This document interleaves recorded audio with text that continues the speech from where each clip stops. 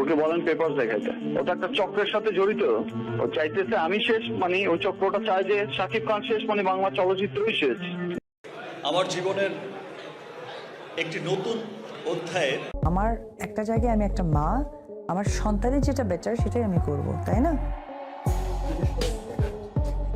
সাকিব খান আর অপু বিশ্বাস ঢালিউডের সবচেয়ে আলোচিত জুটি। বহু ঝড়-ঝাপটা টাকা থামতেছে, কত টাকা পেয়ে এমন করতেছে, খালি কি করতে বলেন? এত বছর পর কেন এসে করতেছে? আমার কাছ থেকেও টাকা খাইছে কয়েকদিন আগে 12 লাখ টাকা।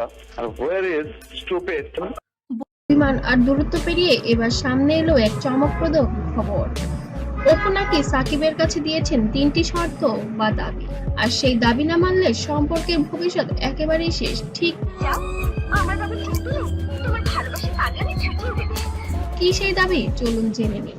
একসময় সিনেমার পর্দায় যেমন রোমান্সে মাতিয়েছেন, বাস্তব জীবনেও একসাথে থেকেছেন তারা, কিন্তু সময়ের সঙ্গে সেই সম্পর্ক ভেঙে গেছে, তৈরি হয়েছে দূরত্ব। তবে আমি বেশ কিছুদিন ধরে বলছি যে গণমাধ্যমকে আমি আমার ব্যক্তিগত কোনো কিছু আসলে বলতে চাই না, কারণ ব্যক্তিগত ব্যাপারগুলো আব্রামকে ঘিরে আবারও যোগাযোগ শুরু হয় সাকিব অপু, আর সেখান থেকেই হয় এগুলো। অপু দেয় 3টি দাবি। প্রথম দাবি ছিল আব্রামের ভবিষ্যৎ নিয়ে পূর্ণ দায়িত্ব নিতে হবে সাকিবকে, শুধু অর্থনৈতিক দায়িত্ব নয়, একজন আপনারা জানেন আসলে বাইরে যাওয়ার কথা ছিল, কিন্তু সে তো এখন অনেকটা বড়। বাবা হিসেবে পাশে থাকতে হবে ছেলের প্রতিটি মুহূর্তে। দ্বিতীয় দাবি রেখেছিলেন অপুর প্রতি সম্মান ও স্বীকৃতি দিতে হবে, মিডিয়ার সামনে সম্পর্ক আড়াল করা যাবে না। সবাই জানেন আমার প্রাণের মানুষ একজন, আমার আপনজন, বড় আপনজন। আসলে আমি অপু পরিষ্কার বলেছেন, আমি কোনো লুকোনো জীবন থাকতে চাই না। আমার দাবি 1 নাম্বার ছিল আব্রাহামের দায়িত্ব, দ্বিতীয় দাবি ছিল আর আপনারা জানেন এর আগে বুবলির সাথে হয়তো অপুর একটা ক্ল্যাশ হয়েছে, অপুই করেছে অপুর সেটা সম্মান ও স্বীকৃতি। তৃতীয় দাবি পরিবার ও ক্যারিয়ার স্থায়ী সিদ্ধান্ত। অপু চান সাকিব যেন আর কোনো দ্বন্দ্বে জড়িয়ে না পড়েন, বুবলি হোক কিংবা অন্য কেউ। অপুর স্পষ্ট কথা, একই সঙ্গে 2 জীবনে অভিনয় করা যাবে না।